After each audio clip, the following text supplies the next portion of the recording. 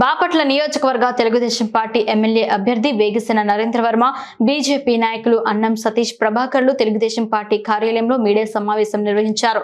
ఈ సందర్భంగా Bapatla Telugu Desam party MLA అభ్యర్థి వేగిసిన నరేంద్ర వర్మ మాట్లాడారు. బాపట్ల మున్సిపాలిటీలో ఎన్నికలు జరపకుండా వైఎస్ఆర్ కాంగ్రెస్ పార్టీ ఎమ్మెల్యే కోన రఘుపతి ప్రత్యేక అధికారి పాలనతో అడ్డగోలుగా దోచుకుంది అని అన్నారు.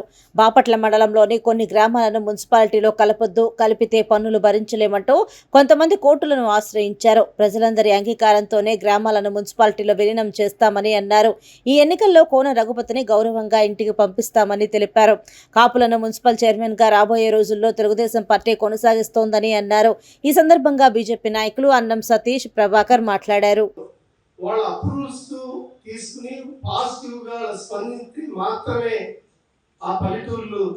మన పట్టణంలో కలపాలి, కానీ ఇలా ఏకపక్ష నిర్ణయం తెలుగుదేశం పార్టీ తీసుకోదు అని ఈ సందర్భంగా తెలియజేస్తున్నారు. మీకు తెలియజేయటం, ఒక స్టాండ్ తీసుకోవడం, తెలుగుదేశం పార్టీ ఉమ్మడి అభ్యర్థిగా ఒక స్టాండ్ తీసుకుని ఆ విషయాన్ని విలేకరుల ద్వారా తెలియజేయటం. ఎందుకంటే అతి గతి లేకుండా గత 5 సంవత్సరాల నుంచి మున్సిపాలిటీ ఉంది. రాబోయే రోజుల్లో అలా అట్టి పెట్టకూడదు, తప్పనిసరిగా ఎలక్షన్ జరిపించాలి, తర్వాత విషయాలు తర్వాత మాట్లాడుకోవాలి తప్పించి అలా చేయాలి అని నేను తెలియజేస్తూ,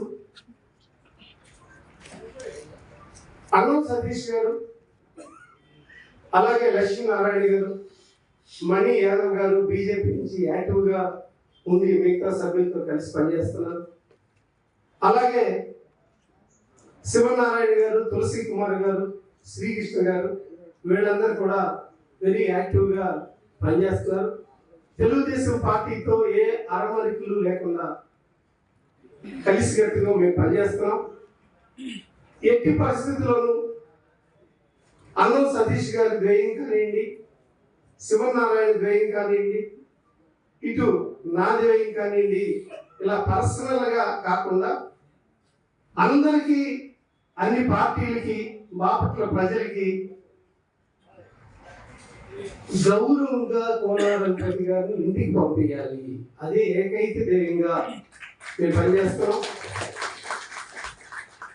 దానికోసం రాబోయే 25 రోజులు అన్ని పార్టీలు, కార్యకర్తలు, నాయకులు, కేడర్ అంతా కూడా చిత్తశుద్ధితో నిజాయితీగా పనిచేయాలని ఈ సభను ఉద్దేశించి తెలుగుదేశం పార్టీ తరఫున పిలుపునిస్తూ ఈ మంచి కార్యక్రమంలో పాల్పంచుకున్నందుకు, ఈ ప్రెస్ మీట్ లో పాల్పంచుకున్నందుకు మరీ ప్రత్యేకంగా అన్నం సతీష్ గారికి, ఈ పత్రికా సమావేశానికి విచ్చేసిన మీడియా మిత్రులందరూ కూడా నమస్కారం. ఈ పత్రికా సమావేశానికి ఈరోజు ముఖ్య అతిథిగా విచ్చేసిన అన్నం సతీష్ ప్రభాకర్ గారికి జనసేన పార్టీ నుండి స్వాగతం పలుకుతూ, ఎన్డీఏ కూటమి ఏర్పడిన తర్వాత తెలుగుదేశం పార్టీ కార్యాలయంలో ఇది 4వ ప్రెస్ మీట్. ముందు ఈ కూటమి బలపడుతూ ప్రజల్లోకి వెళ్ళాలని ఆశిస్తూ,